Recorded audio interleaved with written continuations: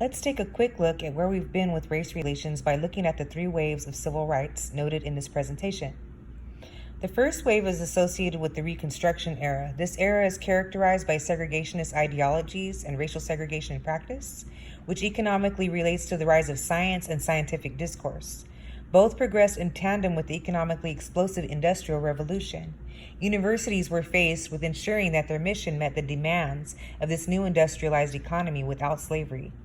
Universities changed from a literary and classics foci to the teaching of white meritocratic managerial discourse through composition courses. Meritocratic discourse also became the close associate to middle-class American identity, which is based on white Eurocentric standards of progress and intelligence. Eugenics movements were also popular during this time. In 1954, Brown versus the Board of Education was passed, but it took many to act in order for integration to be enforced at the national level. In 1960, for example, Ruby Bridges was called upon by the NAACP to integrate the New Orleans school system.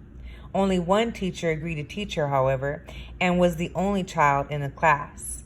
She was the only child in the class. She ate only food brought from home in order to ensure no poison was put into her food. The second wave, 1968, marks the height of the civil rights movement with Martin Luther King Jr.'s assassination.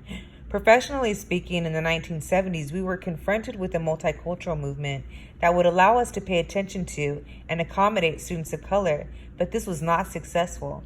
Merely reading from different voices did not succeed in eradicating white supremacy, racism, and prejudice because there was still the need for students to produce a certain type of standard American English academic discourse. And the current traditionalists often won due to the primacy of scientific discourse.